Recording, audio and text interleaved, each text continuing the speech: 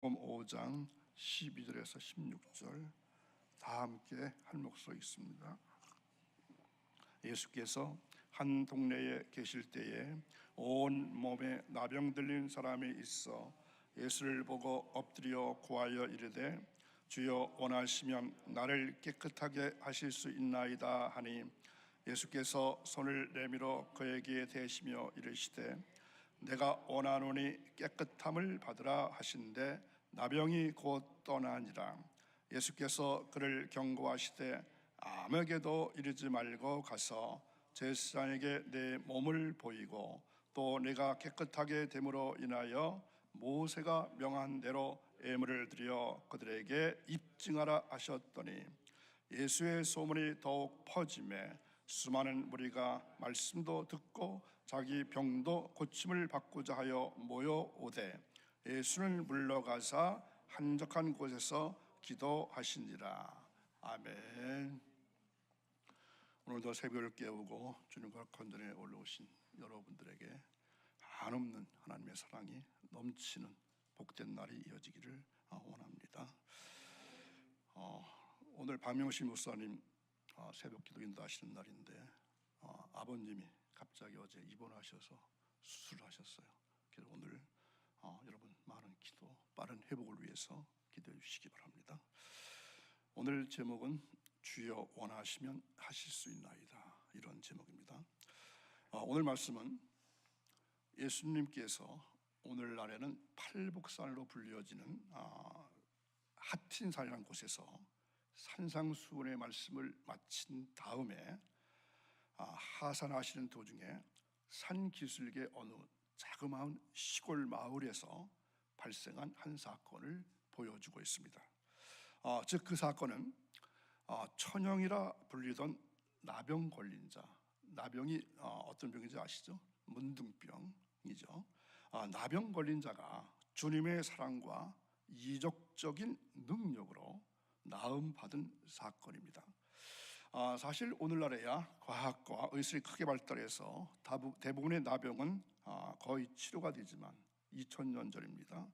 고대 사회에서 나병은 회복이 불가능한 병입니다. 뿐만 아니라 당시 유대 사회에서 나병 환자는 모든 사회적 지위와 권리가 박탈당한 채 마을에서 추방되었고 격리 수용되게 됩니다. 그리고 종교적으로도 하나님부터 실상 그렇지 않음에도 불구하고 저주를 받은 자로 여겨져서 죄인 취급을 받았던 병입니다. 따라서 당시에는 일단 나병이 걸렸다 할 것 같으면 사실상 그 사람의 인생은 거의 끝장난 것이나 다를 바 없었습니다. 그렇다면 거의 인생의 막장에서 자포자기 상태에 빠질 수밖에 없는 이 나병 환자는 어찌해서 주님으로부터 놀라운 은혜를 입고 영광되고 복스러운 새 인생을 출발할 수 있었겠습니까? 자기 인생의 절망적인 한 사람의 모습을 봅니다. 온 몸에 나병 들린 사람이 있었다, 이렇게 말씀하고 있습니다. 이 사람이 예수님을 찾아왔습니다. 예수님을 만난다는 일은 사람에 따라서 놀라운 운명의 변화를 가져올 수도 있습니다. 그러나 예수님을 보고 또 만나고도 아무런 유익이나 도움을 얻지 못했다면 이 사람은 심히 유감스러운 사람이 아닐 수 없습니다. 왜냐하면 다시 돌아올 수 없는 절호의 기회를 영원히 상실해 버렸기 때문입니다. 그러나 오늘 말씀에 나오는 이 나병 환자는 그의 믿음의 간구로 말미암아 깨끗함을 받아서 그리스도의 증인으로 새로운 생애를 살아가게 된 것입니다. 어떤 남자가 어릴 때부터 친구들에게 늘 무시를 당하면서 살아왔던 그러한 사람이 있었습니다.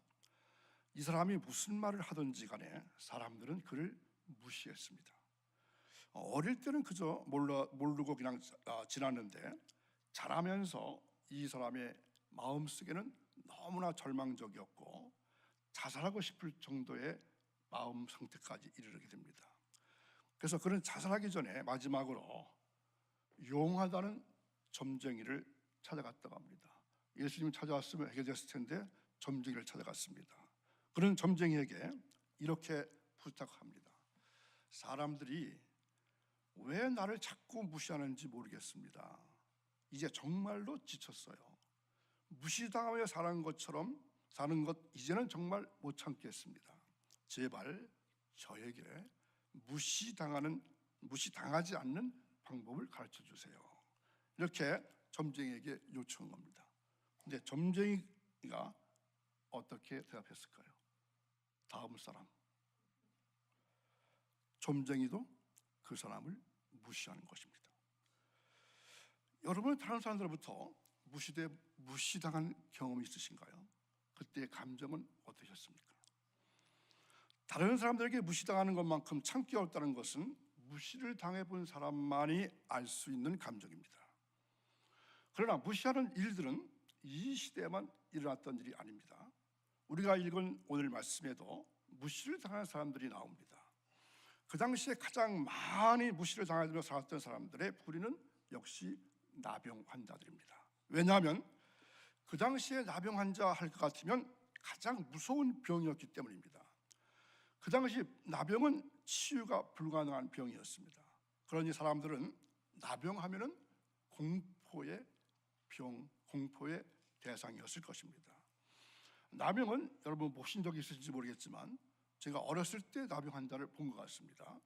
외모가 흉측하게 일그러지고 변하는, 코도 없어지고, 그렇죠? 그러한 치명적인 병입니다. 일단 제사장이 당신은 나병 환자다 이렇게 판정만 내리면 나병 환자는 사랑하는 가족들과 함께 살 수가 없습니다. 나병 환자들은 그 즉시 동네 밖으로 쫓아나가야 했습니다. 또한 그들은 정상적인 사람들에게 가까이 접근하지 못합니다. 그들은 옷을 찢고 머리는 풀어 헤치고 윗입술을 가리고 부정하다 이렇게 외치면서 거리를 다녀야만 했습니다. 사람들은 그래서 그들을 보면은 멀리 피하게 되고 도망을 다닐 정도가 되었습니다. 그런데 이런 나병 환자를, 흉측한 몰골의 나병 환자를 예수님께서 만나 주셨다는 것입니다. 그저 만나 주신 것이 아니라 손으로 만져 주시기까지 하셨습니다. 이것이 바로 예수님의 놀라운 긍휼과 사랑입니다. 온몸에 나병 들린 사람이 어떤 경로로 주님을 찾아왔는지는 자세하게는 모릅니다. 거기는 그 문제가 중요한 것이 아니라 그가 주님 앞에 나온 후에 어떠한 태도를 가지고 주님과 접촉했는가가 더 중요합니다. 그는 자신의 기대 이상의 분을 찾아왔습니다. 이 나병 환자가 만약에 아직까지도 의원을 찾아다녔다면 그에게는 별로 도움을 받을 수 없었을 것입니다. 유명한 의사라도 나병 환자를 치료할 수는 없기 때문입니다. 그런데 그는 자기 인생의 문제 해결자가 되시는 예수님을 바로 찾아가는 것입니다. 예수님은 자비와 긍휼을 베푸시기 위해서 이 세상에 오신 하나님이십니다. 주님은 우리의 어떤 소청도 요청도 물리치지 않으십니다. 그 말씀이 요한복음 14장 13절에 나타나 있습니다. 요한복음 14장 13절인데, 자, 찾으신 분은 찾으시고요. 제가 읽겠습니다. 너희가 내 이름으로 무엇을 구하든지 내가 행하리라. 이는 아버지로 하여금 아들로 말미암아 영광을 받으시게 하려 함이라. 아멘. 내 이름으로 무엇을 구하든지 내가 하리라, 이렇게 말씀합니다. 우리는 복음서에서 주님을 찾아 나와서 진실하게 간구한 사람 중에 단 한 사람도 물리침을 받은 사람을 찾아볼 수 없습니다. 온몸에 나병이 들리는 이 사람은 예수님을 찾아 나온 것은 그에게 말할 수 없는 축복이 아닐 수 없습니다. 그래서 이 나병 환자는 주님의 자비에 호소합니다. 주여, 원하시면 나를 깨끗게 하실 수 있나이다. 다 함께 한번 해볼까요? 주여, 원하시면 나를 깨끗게 하실 수 있나이다. 아멘. 이 같은 그의 간구는 간절한 호소가 마음속 깊숙이 깔려있는 기도였습니다. 예수님을 불쌍히 여길 자를 불쌍히 여기십니다. 자신이 불쌍히 여김을 받아야 할 죄인임을 깨닫는 사람이 불쌍히 여기심을 받을 사람입니다. 그래서 이 나병 환자는 주님의 뜻에 온전히 의지했습니다. 주여 원하시면, 주여 원하시면, 이렇게 간구한 그의 기도는 주님의 뜻대로 되기를 바라는 마음의 기도입니다. 그리고 그런 주님께서 자신의 병을 고쳐주심이 주님의 뜻인 줄로 알았습니다. 우리가 주님의 뜻을 안다는 일은 대단히 중요한 일입니다. 주의 뜻을 따라 구할 때 응답을 받게 되고, 주의 뜻을 따라 살아갈 때 우리 생애에 축복을 받게 되는 것입니다. 오로지 이 나병 환자는 믿음으로 구했습니다. 원하시면 나를 깨끗게 하실 수 있나이다. 이 간구는 바로 믿음의 기도입니다. 하실 수 있나이다. 이 기도는 주님이 하시지 않을 수 없는 기도입니다. 주님은 어떻게 반응하셨나요? 내가 원하노니 깨끗함을 받으라 명하셨습니다. 예수님의 역사는 그래서 명령의 역사입니다. 말씀의 명령으로 우주 만물을 만드신 주님께서는 만물을 향하여 모든 명령을 내리실 수 있는 분이십니다. 우리는 여기서 주님의 말씀 가운데 내가 원하노니 라고 하시는 말씀에서 주님의 자비와 긍휼하심을 바라볼 수 있습니다. 예수님은 나병 환자가 그 병으로 고통받는 것을 원치 아니하신 것입니다. 그를 고쳐주시기를 원하셨습니다.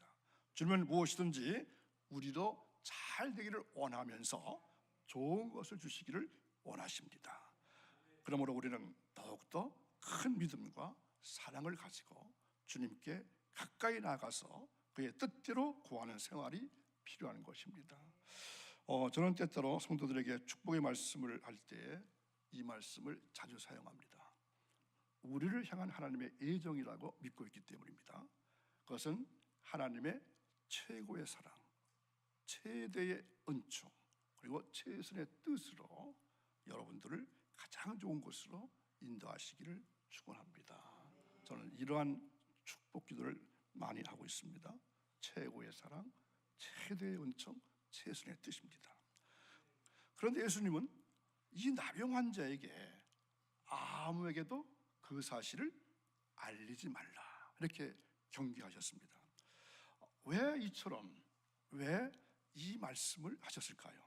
두 가지 면에서 살펴볼 수 있습니다. 하나는 예수님께서 그를 고쳐주신 일은 결코 다른 사람에게 그 사실을 알려지는 게 있는 것이 아니라는 사실입니다. 기적은 전파될 필요가 없습니다. 전파되어야 할 것은 기적이 아니라 복음입니다. 아멘. 또 다른 하나는 이러한 기적 때문에 많은 인파가 몰려들어서 주님의 복음 전파에 지장을 초래할 수 있기 때문입니다. 주님은 누가복음 4장 43절에서 이렇게 말씀하셨죠. 내가 다른 동리에서도 하나님의 나라 복음을 전하여야 하리니 나는 이 일로 보내심을 입었노라. 예수님은 그에게 나병 환자에게 어떻게 명령합니까? 가서 제사장에게 내 몸을 보이고 또 깨끗게 됨을 인하여 모세의 명한 대로 예물을 드려서 저에게 증거하라 이렇게 명령하십니다. 레위기에 기록된 율법에 의할 것 같으면 나병에 걸렸던 사람이 나음을 받았으면 하나님께서 명하신 예물을 가지고 제사장에 가야 합니다. 그리고 증거를 받아야 다시 가정에 들어갈 수가 있었고 자신의 깨끗해진 사실을 다른 사람들에게 알릴 수 있는, 증거하게 되는 것입니다. 자, 그런 다음에 예수님은 어떻게 하셨습니까? 예수님은 물러가사 한적한 곳에 가셔서 기도하셨다고 했습니다. 예수님의 기도는 아버지와의 영적인 교제를 위해서 필수적인 일이셨습니다. 바쁘신 중에도 아버지와의 교통은 끊어지질 아니하셨습니다. 예수님은 아버지와 한 본체이시죠. 본체를 이루고 계신 하나님이시기 때문에 아버지와의 교제가 없이는 존재하실 수 없는 분입니다. 따라서 우리도 그리스도로 연합된 몸이기 때문에 예수님과 항상 기도로 교통해야 하는 것입니다. 누가복음 5장 12절에 나병 환자가 등장할 때 이 번역할 때는 반영되지 않았는데 실제 성경 원어에 있는 동사가 하나 있습니다. 그 말은 이두로 가는 말인데 이 단어의 뜻은 보라, 보아라 이런 뜻인데 누가복음에 보라라고 하는 동사와 함께 소개되는 인물들이 나타납니다. 이제 앞으로 누가복음을 더 읽어가면은 이제 나오게 되고 알게 되겠지만 오늘 간단히 살펴보면은 이제 5장에는 나병 환자가 있었죠. 그리고 6, 7장에 가면은 나인성 과부의 죽은 아들, 그리고 옥합을 깨뜨리고 향유를 부은 여인이 7장에 나타나 있죠. 그리고 8장에는 12살 먹은 죽어가는 딸의 아비인 회당장 야이로에 관한 얘기, 18년 동안 귀신 들려있던 여인이 13장에, 그리고 고창병 걸린 사람이 14장, 또 민족의 원수였던 세리장 삭개오가 19장에 등장합니다. 이들은 세상이 주목하지 않던 사람들이었는데 한결같이 주님을 전심을 다해서 찾던 사람들이었습니다. 그래서 이 사람들을 보라 하는 말이 이제 나오게 될 것입니다. 하나님께서는 외모를 보지 아니하시고 무엇을 보신다고 했습니까? 중심을 보신다고 했습니다. 세상이 응원해 주지 않는 중요하지 않은 사람들이 등장할 때마다 보라, 이 사람을 보라, 이 사람을 보라는 동사를 통해서 박수 쳐 주시는 하나님이 너무 좋습니다. 그런데 예수님께서 나병 환자를 고쳐주신 일로 많은 사람들이 몰려오자 어떻게 하셨습니까? 자, 15절, 16절을 함께 읽겠습니다. 예수의 소문이 더욱 퍼지매 수많은 무리가 말씀도 듣고 자기 병도 고침을 받고자 하여 오되 예수는 물러가사 한적한 곳에서 기도하시니라. 아멘. 자, 물러나다는 뜻은 포기에 가까운 표현입니다. 주님은 자신에게 주어지는 영광의 자리를 포기했다는 말입니다. 주님께서 영광을 받은 자리를 떠나셨던 것은 그것이 자신의 자리가 아니라 하나님 것임을 알고 계시기 때문입니다. 우리는 주님께 이것을 분명하게 배워야 합니다. 모든 영광은 주님의 것임을 알고 그 영광을 가로채지 말고 오직 주님께 영광을 돌려야만 합니다. 멸시천대는 우리가 받고 모든 영광은 주님께 돌려야 합니다. 전에는 이 찬송을 상당히 많이 부르는데 요즘은 이 찬송 잘 안 부르더라고요.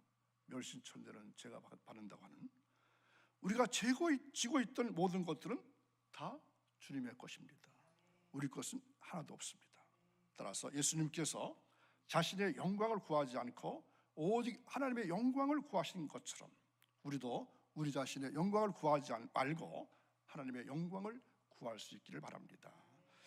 그리고 나서 예수님께서는 무엇을 하셨습니까? 한적한 곳으로 물러가셔서 기도하셨습니다. 그런데 여러분, 여기서 이 상황에서 조금 의문하는 생각이 떠오르지 않으시나요? 이러한 상황에서 예수님께서 기도하셨다는 것은 쉽게 이해가 되지 않습니다. 왜냐하면 이러한 상황에서는 한 사람이라도 더 고쳐주시고 구원하셔야 마땅하지 않을까요? 그런데 주님께서는 그렇게 하시지 않고 기도하셨다고 합니다. 주님께서 이것을 통하여 우리에게 무엇을 가르치려고 하시는 것일까요? 아무리 바쁜 일이 있어도 가장 먼저 해야 할 일은 무엇이라고요? 기도라고요. 우리는 흔히 이런저런 일로 바쁘면 기도를 소홀히 합니다. 그런데 기도를 소홀히 하면 어떤 일이 발생하는지 아시나요? 주님보다 그것들이 더 중요하게 여겨지고 결국은 주님을 멀리하게 됩니다. 그리고 주님을 멀리하면 마귀가 가까이하고 마귀가 가까이하면 결국 패망에 이르게 되고 맙니다. 우리는 다른 일 때문에 기도하는 시간을 희생합니다. 그리고 기도 못하는 이유를 바쁘다는 구실에 두게 됩니다. 그러나 기도하는 일보다 중요하고 바쁜 일은 없습니다. 우리는 주님의 기도를 본받아야 합니다. 진실로 사랑과 은혜가 풍성하신 우리 주님은 당신의 택한 백성들에게 끊임없이 무한하고 풍족한 은혜를 내리시기를 원하십니다. 뿐만 아니라 우리 주님은 이를 위해서 영원히 죽을 수밖에 없는 우리 죄인을 하나님의 자녀로 삼아주셨습니다. 그럼에도 불구하고 오늘날 우리가 본문에 나오는 나병 환자와 같이 엄청난 은혜와 축복을 받지 못하는 이유가 무엇이겠습니까? 그것은 바로 주님의 은혜를 간절히 사모하지 않으면서 설사 사모한다 할지라도 육신의 정욕을 목적으로 사모하기 때문입니다. 오늘도 귀한 말씀 들으신 여러분, 우리는 주님의 은혜를 사모하되 자신의 세속적인 욕망이 아니라 하나님의 거룩한 뜻 안에서 신령한 은혜를 사모하는 여러분 되시기를 간절히 바랍니다. 그럴 때에 후히 주시고 꾸짖지 아니하시는 우리 주님은 주님의 백성들에게 말로 다 할 수 없는 엄청나고 놀라운 은혜를 물붓듯이 부어 주실 것입니다. 우리는 예수 그리스도께 기도를 배울 수 있기를 원합니다. 일이 잘 되어서 바쁘면 바쁠수록 바빠질수록 하나님과 가까운 관계를 더욱더 맺으시기 바랍니다. 이 세상의 그 어떤 것보다도 주님과 대화하는 시간보다 소중한 가치 있는 시간은 없습니다. 기도로 주님과의 관계를 더욱 친밀하게 하시기를 주님의 이름으로 축원합니다. 기도하겠습니다. 거룩하신 하나님 아버지, 주님과 대화하는 시간보다 더 소중하고 가치 있는 시간이 없는 줄 알면서도 기도 생활을 등한히 하는 저희들입니다. 용서해 주옵소서. 기도는 영혼의 호흡이라고 했는데 육신의 호흡은 잘하면서도 영혼의 호흡은 잘하지 못했습니다. 용서해 주옵소서. 이 사순절 기간 동안에 일상생활에는 절제하게 하옵시고 영적인 생활에는 말씀 묵상과 기도 생활에 더 열심을 낼 수 있게 해주셔서 더욱더 복된 삶이 이어지기를 원합니다. 하나님, 박명실 목사님 아버님, 주님께서 기억해 주옵소서. 어제 수술하셨다고 하는데 아직은 어떤 상황인지 알지는 못합니다. 주님께서 원하시면 속히 회복시켜 주옵소서. 감사하며 예수님의 이름으로 기도하옵나이다. 아멘.